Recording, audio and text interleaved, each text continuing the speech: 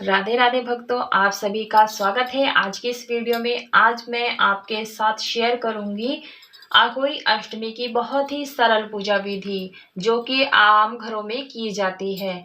और अहोई अष्टमी की पूजा सामग्री मेरे चैनल पर अपलोड है, आप वहां जाकर के देख सकते हैं। और पूजन सामग्री एक दिन पहले ही जुटा लें ताकि पूजा करने जब आप बैठें तो आपको कोई किसी चीज़ की दिक्कत ना हो। तो भक्तों, संतान के लिए हमें ये व्रत करना होता है। जैसे हम पति की लंबी उम्र के लिए करवा चौथ का व्रत रखते हैं, सेम उसी विधि से हमें संतान की लंबी आयु के लिए, अच्छे स्वास्थ्य के लिए, उसकी उन्नति के लिए, भविष्य के लिए हम महिलाएं संतान सुख के लिए व्रत करती हैं। और संतान के लिए हमें हरे रंग की चूड़ी जरूर पहननी चाहिए, ये संतान की ही निशानी होती है। और जिन्हें संतान नहीं है वो अहोई अष्टमी का व्रत जरूर से करें। तो इसकी संपूर्ण जानकारी मैं आपको वीडियो में दूंगी, तो वीडियो को अंत तक देखिएगा, पूरा देखिएगा बिना स्किप किए। अगर वीडियो पसंद आती है तो वीडियो को लाइक कीजिएगा, चैनल को सब्सक्राइब जरूर से कर लीजिएगा, साथ में बेल आइकन को प्रेस कर लीजिएगा ताकि आने वाली हर वीडियोस की नोटिफिकेशन आप सभी को सबसे पहले मिल सके। और लाइक ज़्यादा से ज़्यादा शेयर कीजिएगा, लाइक जरूर कीजिएगा। कमेंट बॉक्स में अहोई माता की जय अवश्य रूप से कीजिएगा। चलिए देरी ना करते हुए वीडियो स्टार्ट करते हैं। भक्तों, जहाँ पर आप ये पूजा करना चाहते हैं आप चौकी लगाकर भी इस पूजन को कर सकते हैं और डायरेक्ट जमीन पर भी पूजन कर सकते हैं। जहाँ पर आपको पूजा करनी है उस जगह को अच्छे से साफ सुथरा कर लें और इस तरह से हल्दी से आप लीप लें। आप अगर आपके यहाँ कच्ची जमीन है तो आप वहाँ गोबर से, गाय के गोबर से लीप सकते हैं या फिर लाल मिट्टी से, गेरू से भी लीप सकते हैं। मैं यहाँ पर फर्श है तो मैं थोड़ा सा हल्दी से चौक पूर लूंगी। इस प्रकार से आपने लीपना है, लीप करके अच्छे से तैयार कर लीजिए। और भक्तों, यदि आप चौकी पर करते हैं तो चौकी के नीचे स्वास्तिक बना लें, चंदन रोली अक्षत रख करके उसके बाद चौकी लगाएं और फिर उसके बाद आपने आसन बिछाना है लाल या पीला। तो आप चाहें तो दीवार पर भी बना सकते हैं अहोई माता, लेकिन बहुत ही कम आती है बनानी आप सभी को। आप फोटो ले सकते हैं। तो मैंने यहाँ गेहूं का आसन दिया है और इस प्रकार से अहोई माता की फोटो मैं यहाँ पर स्थापित करूंगी। अलग से गणेश जी स्थापित नहीं करूंगी क्योंकि फोटो में दिए हुए हैं गणेश जी। उसके बाद यहाँ पर गाय बछड़ा है और कुम्हार साहू सभी हैं, तो हम इन्हीं को स्थापित कर लेते हैं। अलग से किसी की स्थापना करने की आवश्यकता नहीं है। और थोड़े से गेहूं के आसन यहाँ पर लगा देंगे। आप चाहे तो अष्टदल कमल बना सकते हैं या ढेरी लगा सकते हैं। भक्तों, 2 घड़ पानी की भरे जाते हैं, ऐसे 2 कोमोई घड़े लिए जाते हैं। हम दोनी भी कहते हैं इसे। आप चाहे तो दोनों के अंदर जल भर लें। मैं यहाँ पर कंठ में कलावा बांध रही हूँ। इस प्रकार से आप चाहते हैं एक स्टील का लोटा ले सकते हैं, हांडी ले सकते हैं और उसमें स्वास्तिक बना लें, कलावा बांध दे कंठ में और इस तरह से कंठ तक जल भरा जाता है। या फिर आप चाहे तो एक के अंदर जल भी भर करके रख सकते हैं और एक के अंदर कोई भी अनाज, गेहूं, चावल, बाजरा, मूंग, मोट भर सकते हैं।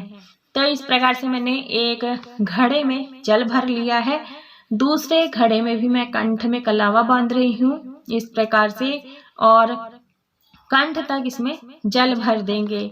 तो आप जल जरूर से भर लें अच्छी प्रकार से, क्योंकि ये दिवाली तक इसी तरह से भरे रहते हैं।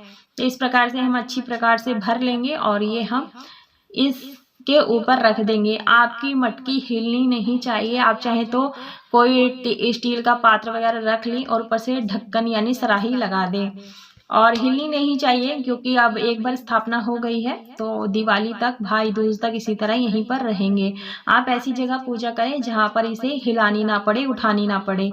तो इस तरह से मैं गेहूं की थोड़ी सी ढेरी लगा दूंगी और यहाँ पर मैं तीली के तेल का दीपक लगा रही हूँ। यदि आपके यहाँ पर दीपक नहीं जलाया जाता है तो आप बिना दीपक जलाए भी इस पूजन को कर सकते हैं। तो मैं यहाँ धूप दीप की स्थापना कर लूंगी। भक्तों, इस तरह से आप यहाँ पर 2 घड़ में एक लोटा और एक करवा भी रख सकते हैं। जो करवा होता है ना, आप उसका भी प्रयोग कर सकते हैं। जैसा भी आप इस तरह का कोरी हांडी भी ले सकते हैं, तो आपको मैं बता रही हूँ। उसके बाद अग्नि देवता का ध्यान करते हुए, प्रार्थना करते हुए ध्यान करेंगे। उसके बाद जल, गंगा जल से शुद्धिकरण कर लेंगे। इस प्रकार से फूल की मदद से, आप चाहें तो दूर्वा की मदद से भी कर सकते हैं, आम के पल्लों से भी शुद्धिकरण कर सकते हैं। तो जो हमने हांडी रखी है उसके ऊपर हम चंदन या रोली से स्वास्तिक बना लेंगे अच्छी प्रकार से। टीक लेंगे, इन्हें टीकना जरूर होता है क्योंकि हम पूजा कर रहे हैं। तो इस प्रकार से हमें चंदन रोली से टीका लगाना है अच्छी प्रकार से। तो हमारा ये स्वास्तिक बन करके तैयार हो गया है। और फिर उसके बाद हमें आगे ये काम करना होता है कि माता को चंदन रोली से तिलक करेंगे। और इस पूजा में हल्दी का प्रयोग जरूर से किया जाता है, तो माता को हल्दी, रोली, चंदन, अक्षत से टीका करेंगे।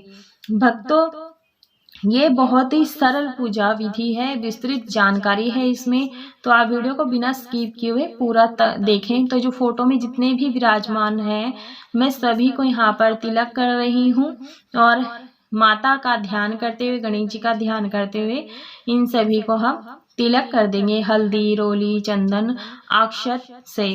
तो इस प्रकार से भक्तों, यहाँ पर मैंने गणेश जी की स्थापना अलग से नहीं किया क्योंकि गणेश जी हमारी फोटो में दिए हुए हैं।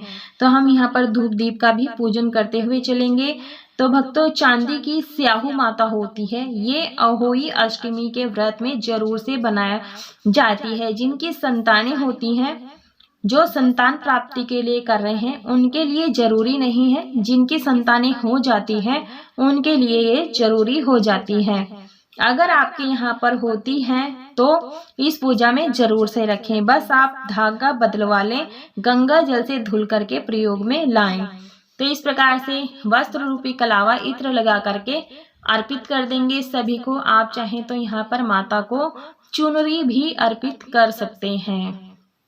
तो इस प्रकार से हमने इत्र लगा करके वस्त्र रूपी कलावा अर्पित कर दिया। गणेश जी को दुर्वा और लाल पुष्प अर्पित कर देंगे। आप चाहें तो गुड़हल का फूल भी अर्पित कर सकते हैं। यदि आपको फूल नहीं मिल पाते हैं तो आप बिना फूल के भी इस पूजन को कर सकते हैं। तो ये मैं माला लाई थी, मेरे फोटो के हिसाब से ये माला बहुत बड़ी है, तो मैं ये छुआ करके अहोई माता यानी स्याहू माता के पास यहीं रख दूंगी, क्योंकि अगर मैं कैलेंडर में रखती तो वो फोटो दिखाई नहीं देती।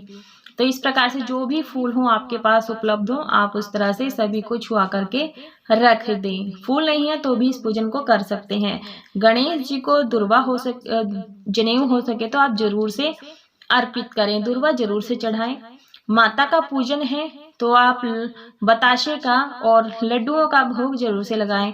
जो हमने हांडी रखी है, 2 घट रखी है, उसके ऊपर हम इस प्रकार से प्रसाद रख देंगे और अर्पित कर देंगे। आज के इस पूजा में हल्दी का विशेष रूप से प्रयोग किया जाता है, ये बहुत ही शुभ माना जाता है। तो हल्दी का टीका आप जरूर से लगाएं। मैंने यहाँ पर करवा लिया है, खांड का करवा लिया है, इसे मैंने टीक लिया है, कलावा बांध लिया, इसके अंदर मैंने खील और बताशा भर लिया है। आप चाहें तो मिट्टी का करवा ले सकते हैं, उसमें अनाज भर सकते हैं, जैसे गेहूं, चावल, मूंग, मोठ, बाजरा, ये सब भर देते हैं, तो वो हमें दान करना होता है। तो मैंने यहाँ खांड का करवा लिया है। और बेटों के लिए तो मैंने यहाँ पर जटा वाला नारियल लिया है। भोग में आप इसमें सिंघाड़ा और शकरकंद और इस तरह से हरा एक फल जरूर से अर्पित करना चाहिए, क्योंकि हरा फल संतान का प्रतीक होता है। आप चाहे तो हरा खीरा, हरा अमरूद आदि भी रख सकते हैं, बहुत ही शुभ रहता है। तो कथा सुनने के लिए हमें इस तरह से एक जल का लोटा लेना है। मैंने यहाँ पर लोटे पर तिलक लगा दिया है, आप चाहें तो स्वास्तिक भी बना सकते हैं। जल का भोग लगा देंगे इस प्रकार से माता को। तो भक्तों, संतानों के लिए आप हरी चूड़ियां जरूर से पहने, 1-1 या 2-2 जितनी चाहे आप हरी चूड़ियां आज के दिन जरूर से पहने। रोली से हम यहाँ पर टिकियां लगा देंगे 8। तो इस प्रकार से हमें टिकियां लगानी होती है। और उसके बाद हम सभी को अक्षत जरूर से अर्पित कर देंगे। तिलक लगाने के बाद स्याहू माता का भी पूरे विधि विधान से पूजन करते हुए चलेंगे। अबीर, गुलाल सभी को अर्पित कर देंगे।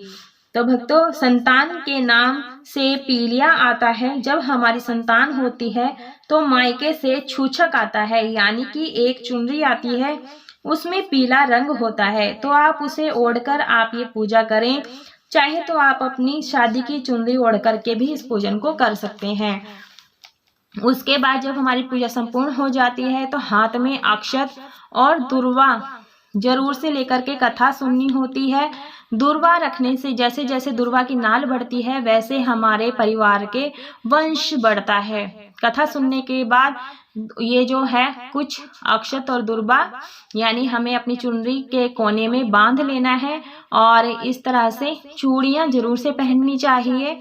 और जो ये जल का लोटा है, यदि आप दिन में कथा सुन रहे हैं तो सूर्य देव को अर्घ्य दे दें, थोड़ा गेहूं इसमें डाल दें, थोड़ा माता के चरणों में अर्पित कर दें और प्रार्थना करें, भूल चूक गलती क्षमा कर दें। हो सके तो आज के दिन माता को 16 श्रृंगार की सामग्री जरूर से भेंट करें। आप 5-7 भी अर्पित कर सकते हैं। दक्षिणा जरूर से निकालें। दक्षिणा निकालने से ये होता है पूजा में रही कोई भी भूल चूक गलती हो गई हो तो क्षमा करें। अंत में हम कपूर से आरती करेंगे। आप चाहे तो जो आपने दीपक जलाया है आप उससे भी आरती उतार सकते हैं। इस अहोई अष्टमी की पूजा में बायना भी निकाला जाता है सासू माँ के लिए। तो हम सबसे पहले अहोई माता की पूजन कर लेते हैं। और भक्तों, बहुत ही सरल पूजन है और मैं आपको एक उपाय बताती हूँ। अहोई अष्टमी के दिन आपको क्या नहीं करना चाहिए वो मैं जरूर से बता दूंगी। भक्तों, यह पूजन कहीं कहीं पर यह दोपहर में किया जाता है और दोपहर के बाद अपना व्रत का पारण कर लिया जाता है। कहीं कहीं पर पूरा दिन निर्जला व्रत रखा जाता है। तारों को देख करके ही अपने व्रत का पारण करते हैं। तो जैसा आपके यहाँ पर होता हो वैसा करें और हाथ में जल लेकर के सभी चीजों को मिनस दें और ऐसा हाथ जोड़ लें कि पूजा में रही कोई भी भूल चूक गलती हो गई हो और माता से अपने संतान की दीर्घायु के लिए, अच्छे स्वास्थ्य के लिए प्रार्थना जरूर से करनी चाहिए। जिनकी संतान नहीं होती है वो भी इस व्रत को करे और अपनी संतान की प्राप्ति के लिए माता से प्रार्थना करे। और जिनकी संतानें हैं वो उनके अच्छे स्वास्थ्य के लिए और उनके भविष्य के लिए और अच्छे स्वास्थ्य के लिए भी प्रार्थना जरूर से करनी चाहिए। तो संतान प्राप्ति के लिए भक्तों, पूजा संपूर्ण हो जाने के बाद में जो ये 2 घड़ है इसे हिलाया नहीं जाता। किसी के यहाँ पर छोटी दिवाली पर, किसी के यहाँ पर बड़ी दिवाली पर इस 2 घड़ को उठाया जाता है। इसमें यदि आपको दोनों में जल भरा है तब आप स्नान करें, बच्चों को स्नान कराएं। तो बायना निकाला जाता है। जो हमने सासू माँ है यदि सूट पहनती तो सूट निकालें, साड़ी निकालें। यदि सुहागन है तो सुहाग की सामग्री रखें, दक्षिणा रखें और कुछ भोग प्रसाद यहाँ से रख दें। जो खांड का करवा रखा है वो भी साथ में रख के मिनसना होता है। यदि आपके सास नहीं है, ननद है, ननद को दे सकते हैं, नहीं तो आप अपने ब्राह्मण में मंदिरों में दे सकते हैं। हाथ जोड़ करके उनके पैर जरूर से छूने चाहिए। और जो हम तारों को रखे देने हैं, जो कथा सुनने थे वो जल का लोटा लेकर आए हैं, वस्त्र रूपी का लावा लाए हैं, फूल लाए हैं, अक्षत और एक दीपक लिया है, मैंने यहाँ टीक लिया है, धूप बना ली है और चंदन लिया है, माचिस ली है। तो ये तारों की पूजा के लिए ये सामग्री लेकर आई हूँ। तो बच्चों को 2 घड़ का जो जल होता है उससे स्नान कराना चाहिए। स्नान जल में मिलाने के लिए सबसे पहले घड़े में से जल पूरे घर में छिटकना चाहिए। तो इस प्रकार से हमें करना है। जो स्याहू माता की जो माला है उसे आप संपूर्ण पूजा हो जाने के बाद अपने गले में जरूर से धारण करें। ये बेहद ही शुभ रहता है। मैंने यहाँ पर स्वास्तिक बना लिया है, अक्षत रख दिया है, तो दीपक मैं यहाँ पर रख दूंगी क्योंकि हम पूरी विधि विधान से तारों की पूजा करेंगे। बहुत ही शुभ रहता है। भक्तों, आज के दिन अहोई अष्टमी के दिन सुई धागे से कुछ नहीं सिलना चाहिए, सिलाई कढ़ाई आदि नहीं करना चाहिए, मिट्टी नहीं खोदनी चाहिए, हो सके तो मिट्टी को हाथ नहीं लगाना चाहिए। ये जो कुछ कार्य हैं जो अहोई अष्टमी के दिन नहीं करे जाते हैं। तो भक्तों, इस प्रकार से आप दीपक जला लें, दीपक का ध्यान करते हुए।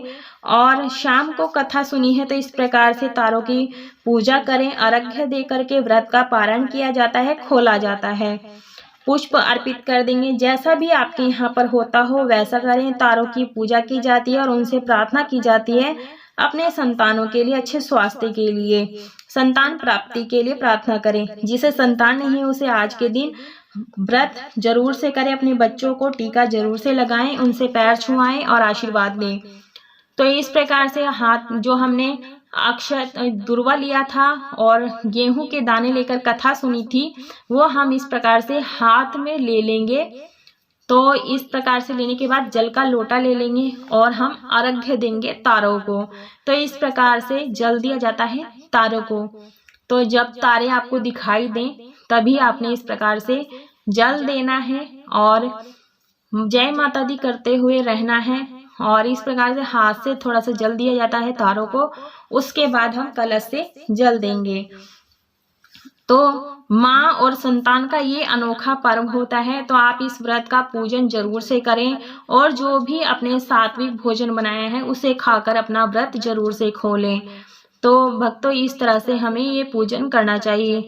भक्तों, यदि वीडियो ज्ञानवर्धक लगी हो तो वीडियो को लाइक कीजिए, ज़्यादा से ज़्यादा शेयर कीजिए, कमेंट बॉक्स में अहोई माता की जय जरूर से लिखें। यदि आप मेरे चैनल पर पहली बार आए हैं तो चैनल को सब्सक्राइब अवश्य रूप से कर लें, साथ में बेल आइकन की घंटी को भी प्रेस कर लें ताकि आने वाली वीडियोस की नोटिफिकेशन आप सभी को सबसे पहले मिल सके। पूरा वीडियो देखने के लिए आप सभी का बहुत बहुत धन्यवाद।